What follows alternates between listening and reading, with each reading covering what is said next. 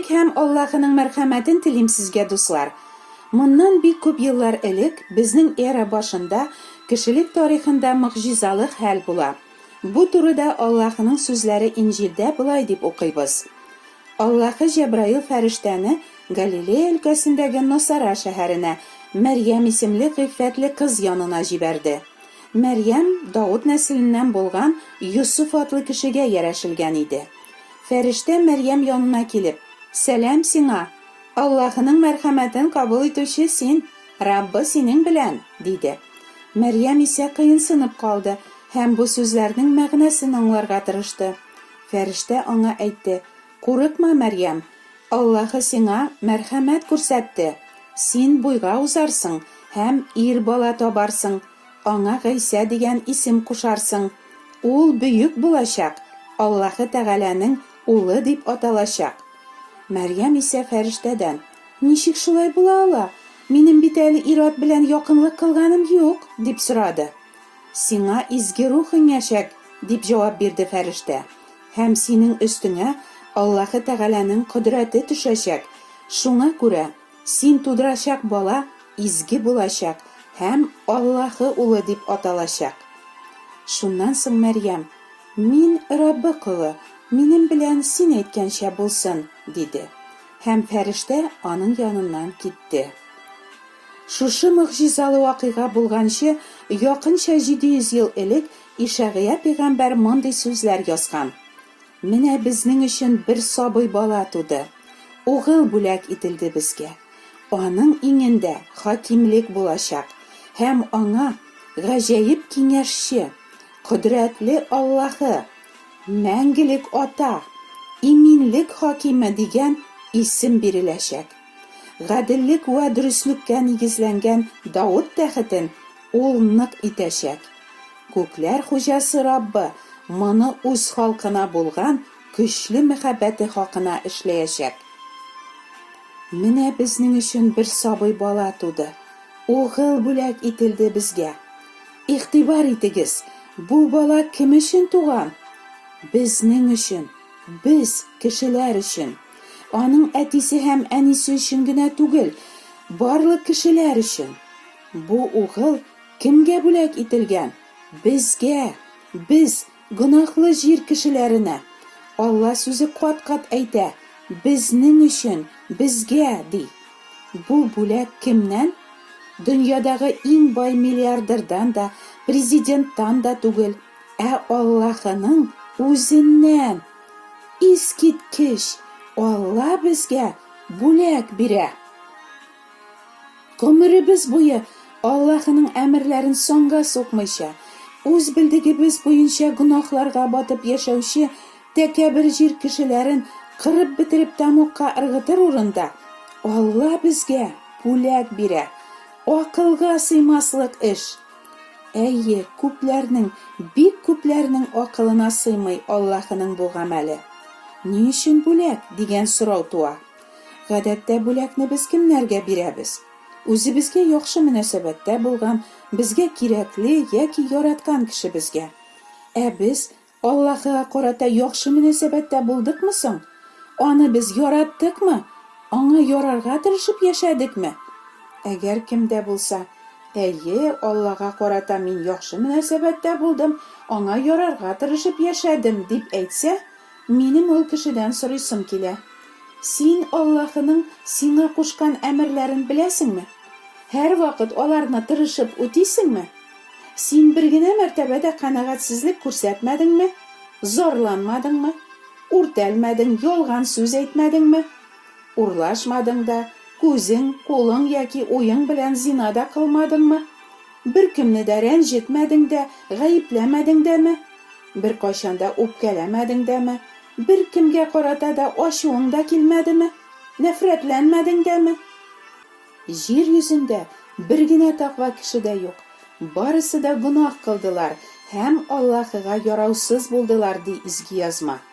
Гөнаһка баткан, явыз, төзәтә алмаслык бозык кешеләргә Аллаһы нишләп бүләк бирә соң? Күкләр хуҗасы Раббы моны үз халкына булган көчле мәхәббәте хакына эшләячәк, ди пәйгамбәр. Biz мәхәббәткә лайык яхшы кешеләр булып чыгабыз алайса? Юк, әлбәттә. Киресенчә, гадел Аллаһы һәрбер гөнаһыбыз өчен безне тамукка, мәңгелек җәзага җибәрергә тиеш.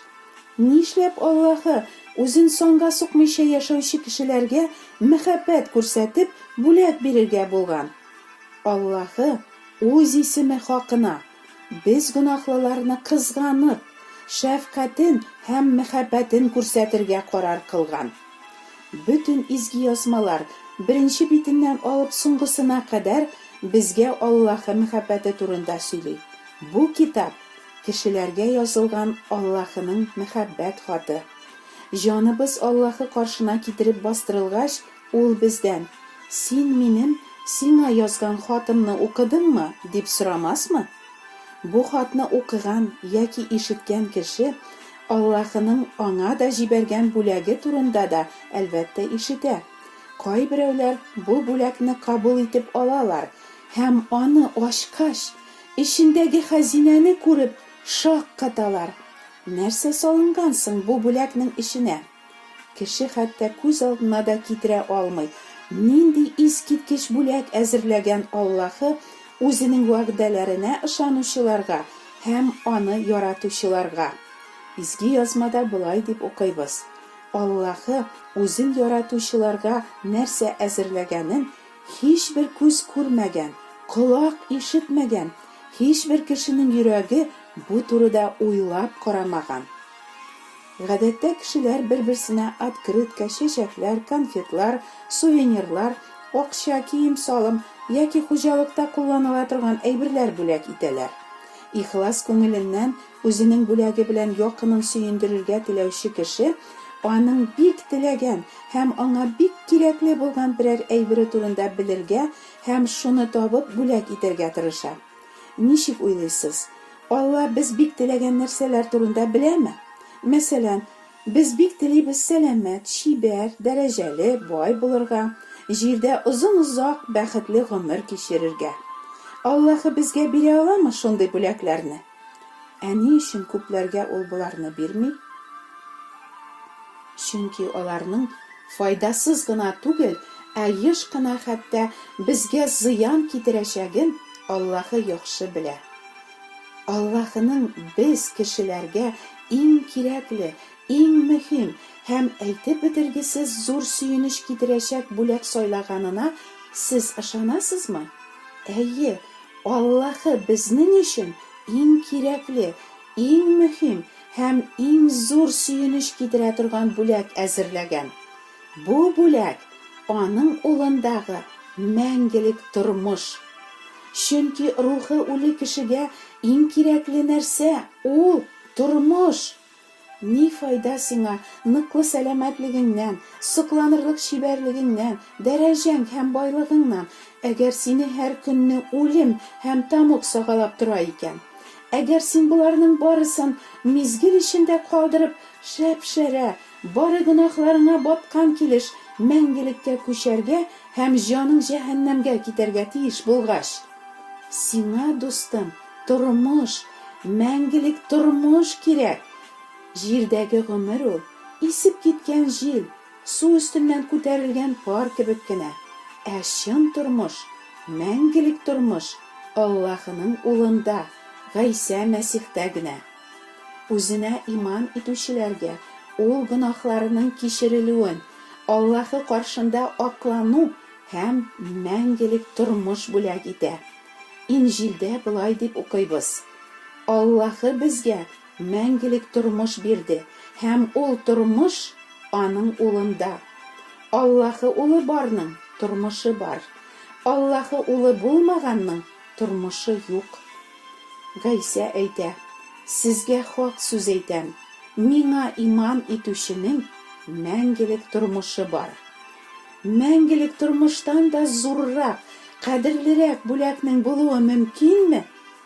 Бу мәңгелек тормыш өчен Аллаһы улы үзенең гөнаһсыз саф гомерен корбан итеп хак түләгән. Кызганычка каршы, бик күп кешеләр Аллаһы биргән бу бүләкне алырга да, ачып карарга да теләмиләр. Бу бүләк хәтта аларның бик каты ачуын китерә. Алар аны бер гаепсезгә нәфрәт итәләр, хурлыйлар, мыскыл итәләр, аңа төкерәләр, аны газаплап үтерәләр. Нишләтер икән Аллаһы ул биргән бүләкне кире кагып, мыскыл итүчеләрне? Раббы үлеп баручыларның үлемен теләми, әле һаман кулларын сузып чакырып тора. Миннән яшергән балаларым, кире кайтыгыз, ди ул. Кылган барлык җинаятләрегезне ташлагыз, үзегезгә яңа йөрәк ва яңа рух булдырыгыз, тәүбәгә килегез һәм яши бирегез. Беркем дә үзенең саваплары, динилеге белән мактанмасын өчен, мәңгелек тормышны Аллаһы кешенең яхшылыгы, изге гамәлләре өчен сатып бирми, бүләк итеп бирә. Соң булганчы, Раббының мәрхәмәт бүләген кабул итәргә ашыгыгыз, дусларым. Чөнки үзенең сүзе аша Хак Тәгалә һәр бәндәсен кисәтә. Гөнаһ өчен әҗер үлем. Инде Аллаһының мәрхәмәт бүләге Раббыбыз Мәсих Гыйсада мәңгелек тормыш.